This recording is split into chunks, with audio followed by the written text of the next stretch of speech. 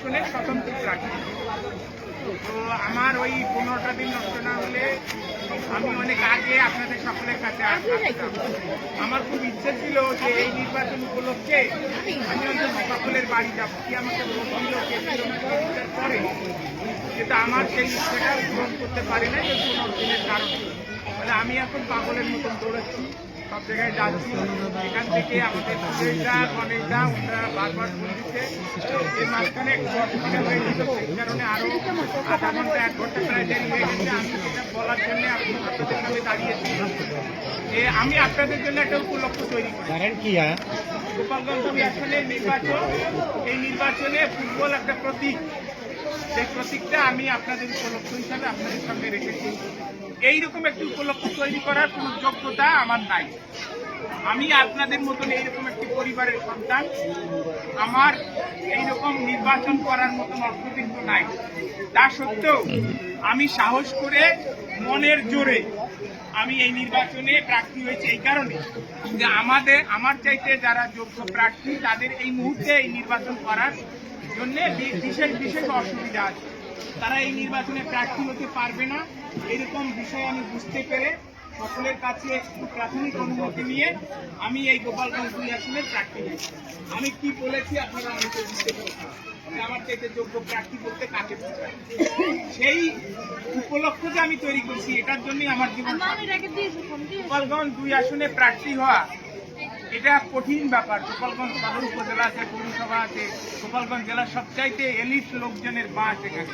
ওরা সিধা মোড়াকান্দি এর মধ্যে পড়ে, রামদিয়া পড়ে, গোপালগঞ্জ শহরটা পড়ে, আমাদের সাতপাড় পড়ে। আমি সাতপাড়ের ছেলে, কানপুরে আমার গ্রাম। আপনাদের আমি সরাসরি একটা কথা বলতে চাই, যে অপরাধ আমার যত পাহাড় সমান হোক না কেন, আমি আপনাদের সন্তান। সন্তানকে মায়েরা অনেক অপরাধ ক্ষমা করে দেয়, সেইভাবে আপনারা আমাকে অপরাধ ক্ষমা করে দেবেন। যারা পিতারা আছেন তারা আমাকে অপরাধ ক্ষমা করে দেবেন, যারা ভাইয়েরা বোনেরা আছেন তারাও আমাকে এই অপরাধের জন্য দোষ দেবেন না, ক্ষমা সুন্দর দৃষ্টি দিয়ে দেখবেন। এই উপলক্ষ সৃষ্টি করায় যা আমাদের সুবিধা হয়েছে সেটা হচ্ছে যে আমরা নিজেদের মধ্যে আমরা একটা একতা গড়ে তুলতে পারি। আমি একেবারে সব জায়গায় বলছি, সাংবাদিকদেরও বলেছি, আমি হরিচাঁদ গুরুচাঁদ ঠাকুরের অনুসারী।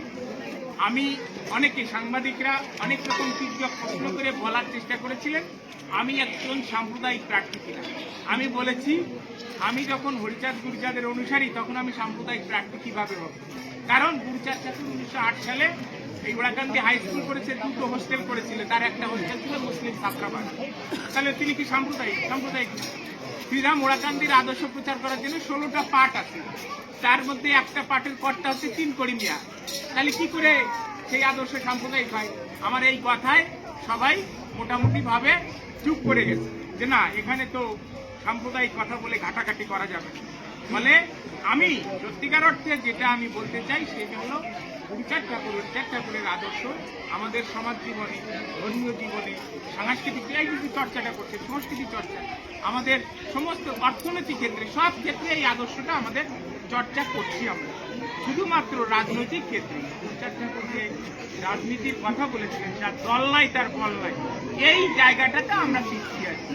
তা সেটা তো একজন না একজন শুরু করতে হবে, একভাবে না একভাবে শুরু করতে হবে। শুরু যে একেবারে হয় নাই তা না, শুরুটা হয়েছে, কিন্তু মাঝখানে এই যে বর্তমান যে অসুবিধা চলছে এই অসুবিধার কারণে সেই শুরুটা কিছুটা থমকে আছে।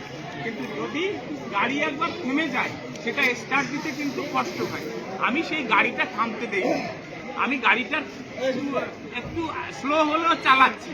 তার মানে আমি ধরে রেখেছি যে শুরুটা হয়েছে গুরুচাঁদ ঠাকুরের আদর্শে, রাজনীতির যে শুরুটা হয়েছে সেটা আমি ধরে রাখলাম। এই নির্বাচন কতটুকু ধরে রাখতে পারবো সেটা নির্ভর করে আপনাদের উপরে। আমি আজকেও ডিসি অফিসে গিয়েছিলাম, আর তার আগেও মিটিং হয়েছে। আমি ডিসি মহোদয় আমার গাড়িটা রিকুইজিশন করেছিলাম। আমি বলছি যে আমার গাড়ি যদি রিকুইজিশন করেন তাহলে আমাকে দুটো ইজি ভ্যান ঠিক করে দেন, তাইতে আমি ইলেকশন করি, কারণ আমার তো নিজের গাড়ি নাই। আমি একটা গাড়ি ভাড়া করছি, তাও যদি আপনি রিকুইজিশন করেন, ব্যবহার করতে না দেন। আপাতত তিনি একেবারে ক্লিয়ারেন্স দেয় না, আপাতত তিনি বলছে ঠিক আছে আপনি ব্যবহার করতে থাকেন। মানে এইরকম একটা জায়গার থেকে যে লড়াইটা আমরা করছি সেই লড়াইটা আপনাদের উপর ভর করে, আপনাদের সাহসে ভর করে করছি। কারণ আপনারাই যে আমাকে অপরাধটা, এখন আপনাদের চোখে মুখের দিক তাকিয়ে আমার মনে হচ্ছে আমার অপরাধটা ক্ষমা করে দেবেন। এই যে ক্ষমাটা করে দিলেন, এটাই তো আমার সবথেকে বড় প্রাপ্য। এখন কতদূর কি করা যাবে 12ই ফেব্রুয়ারি নির্বাচনে ফুটবল প্রতীকে আমি প্রার্থী ফুটবল বিশ্বাস আপনাদের সন্তান। এই 12 তারিখে ফুটবল প্রতীকে আপনারা ভোট দেবেন কি দেবেন না, আমি সেটা আপনাদের উপর ছেড়ে দিই। আমার ব্যক্তিগত কোনো চাওয়া পাওয়ার কিচ্ছু নেই। আমার ওই যে আমার বৌদি এখানে দাঁড়ায় রয়েছে, মোদীয় মহাসংঘের মহাসচিব ছিল, ওনার স্বামী, ওনার এই দাদার স্ত্রী ওখানে দাঁড়ায় আছে। আপনারা সকলে জানেন আমার কোনো কিছু জান নেই। আমি শুধু এই আদর্শকে প্রচার করার জন্য, আমার নিজের পরিবারেও একজন মানুষ এরকম ছিলেন, বীরেন বিশ্বাস, তিনিও আমার হাতের উপর মারা গেছে। আমি এই আদর্শ ধরে রাখার জন্য আমি সংসারও করি না, আমি চেষ্টা করছি। আমি বেশি কিছু করতে পারবো না, কিন্তু আমার যতক্ষণ জীবন আছে, যতক্ষণ শ্বাস আছে, ততক্ষণ আমার আমি এই আদর্শ প্রচারে লেগেছি এবং এই আদর্শ বাংলাদেশের সারা পৃথিবীতে ছড়িয়ে দেওয়ার জন্য আমরা নানাভাবে কাজ করি। আপনারা আশীর্বাদ করবেন যেন এই আদর্শ প্রচার করতে পারি। এটা হচ্ছে আমার প্রথম আশীর্বাদ আপনাদের কাছে চাওয়া। দ্বিতীয়ত 12 তারিখের নির্বাচন, এই ফুটবল প্রতীক, এটা আপনাদের প্রতীক। এই প্রতীক যদি জয়লাভ করে তাহলে এই আদর্শই জয়লাভ করবে, আমি না, এই আদর্শই জয়লাভ করবে। সেজন্য সকলের কাছে, আপনাদের যাদের পরিচয় আছে, আত্মীয় স্বজন আছে, হিন্দু মুসলমান, সকলের কাছে বলবেন যে এই প্রতীকটা হচ্ছে আদর্শের প্রতীক। এই প্রতীকটা কোনো ব্যক্তির প্রতীক না। ওইখানে উৎপলের নাম লেখা হয়েছে, সেটা কিছু লোক সিদ্ধান্ত দিয়ে নাম লেখছে। ওখানে আমার নাম না লেখে আর একজনের নাম লিখতে পারতো, আমি আপত্তি করতাম। সেই জন্য আমি বলি 12 তারিখে ফুটবল প্রতীকে ভোট দিয়ে যদি জয়যুক্ত করতে পারেন তাহলে এই আদর্শের জয়যাত্রা আরো গতিশীল হবে। আমি উপলক্ষ হয়ে থাকলাম এখানে, সেটাই আমার জীবনে থাকতে পারে। আপনারা আমাকে আশীর্বাদ করবেন, আমি যেন যতটা দিন বেঁচে থাকি, এই পৃথিবীতে থাকি, যতদিন আমার শ্বাস বয়, ততদিন যেন এই আদর্শ, হরিচাঁদ ঠাকুরের আদর্শ, বুদ্ধচাঁদ ঠাকুরের আদর্শ, এটা সঠিকভাবে প্রচার করতে পারি, মানুষের কাছে পৌঁছে দিতে পারি। আপনাদের এখানে আমার আসতে দেরি হয়েছে, আরো আগে আসতে পারলে আমার ভালো লাগবে।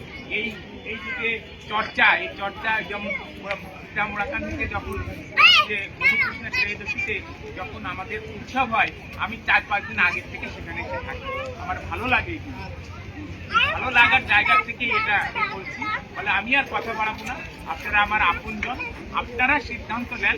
এই যে উপলক্ষটি আমি তৈরি করেছি 12ই ফেব্রুয়ারি নির্বাচনে স্বতন্ত্র প্রার্থী হিসাবে ফুটবল প্রতীকে যে উপলক্ষ তৈরি করেছি, সেই উপলক্ষকে আমরা লক্ষ্যে নিয়ে যাওয়ার জন্য যা দায় দায়িত্ব আপনাদের উপর অর্পণ করে আমি আমার কথা শেষ করছি।